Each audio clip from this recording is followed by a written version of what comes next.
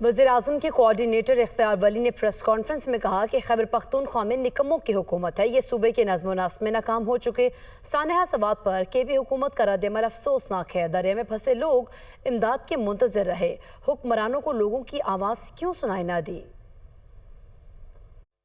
کہ 1.5 درجن سے زائد لوگ 2 گھنٹے وہ ایک جگہ پہ کھڑے رہے،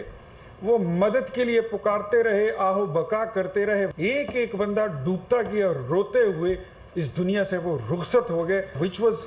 really very poor after the incident occurred at Swat. Khyber Pakhtunkhwa میں 2 ڈسکوز ہیں بجلی کے، اس کی ایک ہی وجہ ہے، جس صوبے میں 15 سے لے کر 25 اور 30 کروڑ روپے دے کر ایک ایک بندہ وزیر بنتا ہے، وہ خاک کام کرے گا۔ حقیقت یہ ہے کہ خیبر پختونخوا کی 34 یونیورسٹیوں میں اس وقت 24 میں وائس چانسلر نہیں ہے اور 18 یونیورسٹیاں مالی بحران کا شکار ہیں، وہ یونیورسٹیاں بند ہونے جا رہی ہیں۔